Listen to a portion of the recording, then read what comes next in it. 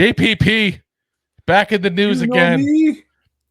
This guy just will not go away. He's like the defensive version of OBJ. He's like that. What is it about 3 letters and not wanting to leave the Giants alone? Right. Like we got OBJ and JPP all just nonstop trying to come back to the Giants. Now, this time JPP was talking to ESPN. It was the 10th anniversary when Pierre-Paul had his lovely little fireworks incident this past 4th of July. And I know already. Wow. I know. Actually, it doesn't seem like a decade ago, does it? Sheesh. Think about it. Like kids in like high school and like going into college were like little tiny little kids when it happened. Yeah. It's insanity. Like, it's been only 7 years. Oh my God. Anyway, he was asked about potentially joining the Giants. I think probably obviously because he's mentioned himself publicly before, and he said, "I think that'd be dope, tremendous to go back where my career started. The fans know me and know the type of player that I am. I'll always be that type of player and just give them everything I got, which I know it'll be more than enough." Guys, like again, I respect everything JPP did for the Giants. Truly do. The guy was a great player. If he had stuck around and not been traded, which again I've said multiple times, he should never have been traded. But if we'd kept him around, he probably would eventually go into the Ring of Honor. We don't need him. No one needed him last year. Like him to say, just give them everything I got, which I know it'll be more than enough. It won't be enough, clearly, because somebody would have picked your butt up last year. Yeah. It's over, and I'm not trying to be a jerk about it. I just feel like he doesn't quite understand that. Like, he had a very long career, by the way, guys. It's not like he like lost it all of a sudden and like 5 years into his career and you go, oh, what the hell? How's this happening? He's 36. Yeah, he's pushing way past his prime right now. Yeah, like it's like I said, it's done. If you go back to what he did, he played for 2 teams in 23, 3 games, 2 tackles, not a single sack, not a single QB hit, not anything. If he wants to come back to the Giants, sure, come back for one day to retire as a Giant. That's where it's got to be. You know, he literally hasn't been himself since 2020.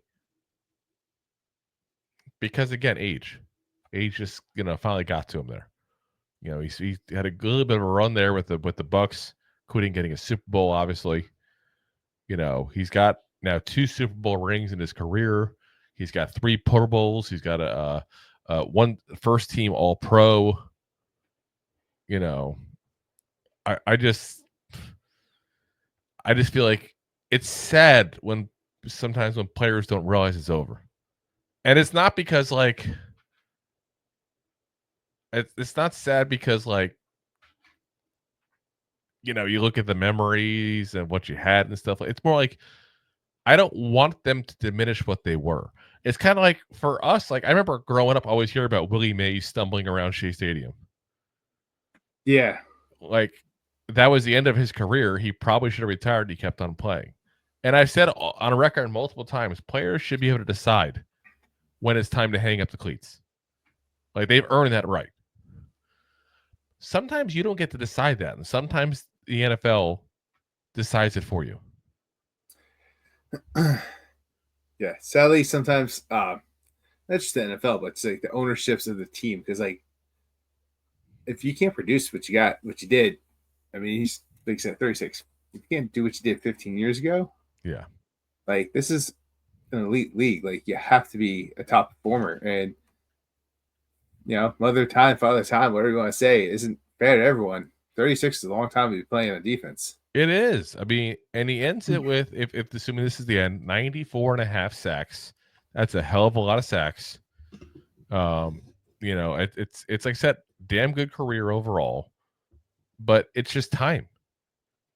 You know, like I said, it's just neither one of them, him or OBJ, seem to realize their time is up. Yeah. And both of them, I would love them both to come on one day and sign a 1-day contract with the Giants end their careers with the respect they deserve and a proper send-off, because it's time for both of them. No more embarrassing yourself. It's like it's beneath them at this point to beg for a job, and that's what they're doing, both of them. Yeah. OBJ's posted on Instagram.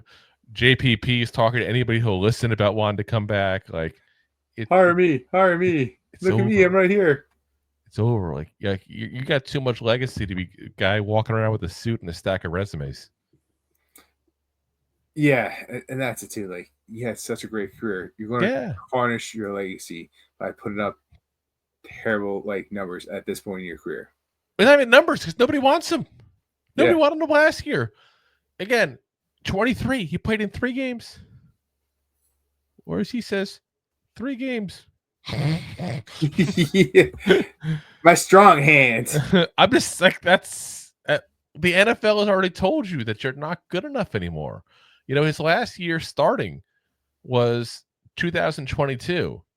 He played in 14 games, started 13, had 3 sacks. That's it. 26 tackles. That's it.